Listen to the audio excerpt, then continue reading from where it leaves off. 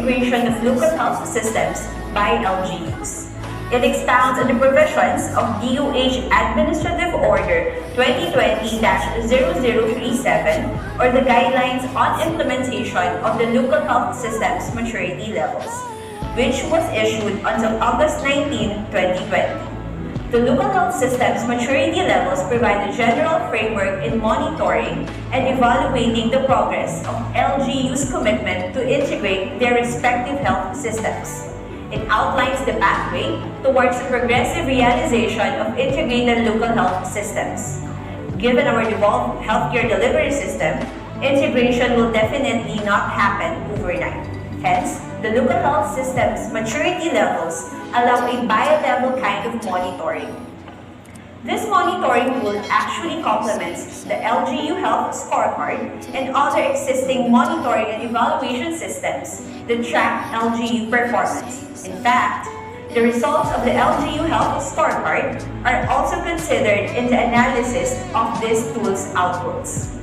The local health system's maturity levels will also be among the basis of programs, project, and activity formulation and updating of DOH units, attached agencies, development partners, and other key stakeholders in relation to local health systems integration. It also serves as reference in identifying the kind of level of assistance, incentives, and/or recognition and awards for LGUs to support integration. The local health system's maturity levels is composed of 4 components, namely building blocks, characteristics, key result areas, and levels of progress. First, the local health system's maturity levels is disaggregated into the 6 health systems building blocks identified by the World Health Organization, which are leadership and governance, financing, health workforce, information, medical products, vaccines and technology, and service delivery. Next component focuses on the characteristics of province-wide and city-wide health systems that have achieved managerial and financial integration. There are 11 identified characteristics. However, only 10 are explicitly included in this monitoring tool because quality assurance or improvement is already covered by most of the characteristics. Incidentally, these 10 characteristics are already grouped according to the 6 health systems building blocks. The third component, the key result areas, refers to the expected to be delivered by the province-wide and city-wide health systems as they undergo the integration process.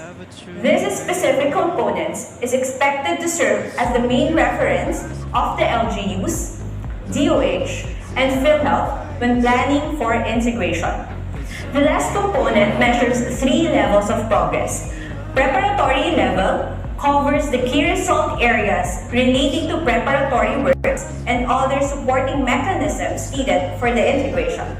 The organizational level covers key result areas that are important for organization and management of the integrated local health system. Other reforms in the Universal Healthcare Act that affect the integration are also included under this level. The functional level covers key result areas to monitor functionality of the integrated management support systems. This includes measurement of quantitative performance indicators, and submission of reports. All of these components are reflected in the annexes of the policy. Here we can see the different characteristics grouped according to the corresponding building block, and the key result areas within the different levels of progress. All in all, the local health system's maturity levels monitoring tool has a total of 74 key result areas that should be accomplished by the LGUs. We would like to emphasize that all key result areas under each level may directly or indirectly contribute to the attainment of the key result areas in the succeeding levels.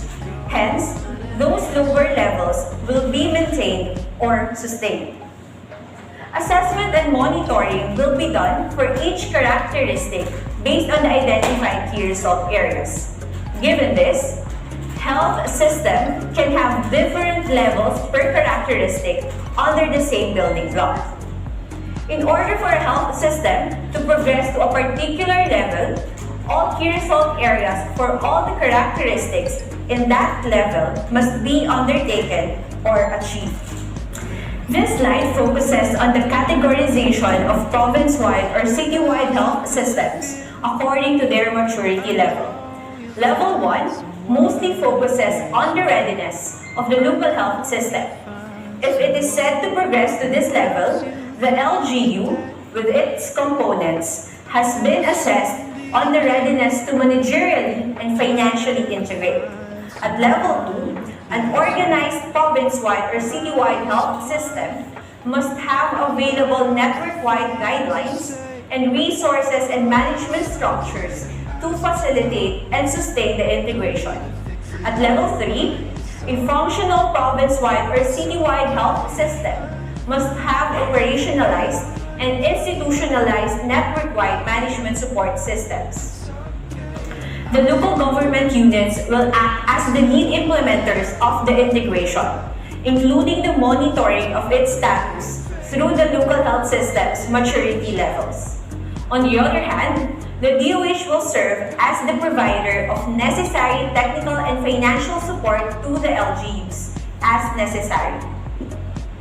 The Provincial or City Health Board will oversee the monitoring of integration of the local health systems through self-assessment. The baseline assessment was done in 2020, and the corresponding national report was disseminated to the concerned offices and participants. The Centers for Health Development and Ministry of Health in the Bangsamoro Autonomous Region in Muslim Mindanao are expected to create a core group composed of units that are considered to be the counterparts of the identified central office lead bureaus per characteristic. This is to emphasize that the implementation of integration needs a whole of DOH approach in order for it to successfully materialize. The core group and concerned personnel from the provincial or city DOH office will provide appropriate technical assistance, capacity building, and other support mechanism to facilitate attainment of the characteristics. They will also implement and monitor the identified characteristics, including the performance of data validation of assessment and monitoring results conducted by the provincial or city health boards, and provide the overall data management and analysis for the local health system's maturity level within their respective region.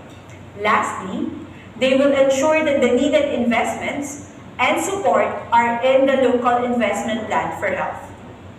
This ends my presentation on the implementation of local health systems maturity levels. We hope that this presentation, along with the other lectures in this module, will equip you with the proper instruments to assess and implement integration in your areas. Thank you and mabuhay! Alright, thank you, Ms. Jalh. So that's it, no, ang universal healthcare, how it's going to be measured in the context of organization of province-wide and city-wide health system.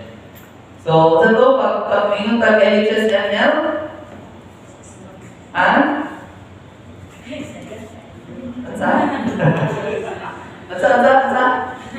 Local health system maturity level. So, muna siya itong way of tracking the progress. Question, sir, nako sa PHO, sa na pareho na, lahat na po na siya, sir, monitoring tools, health scorecard, sa pa yung other tool lang na pang-measure on LGU scorecard, nga ginamonitor na to sa LGU.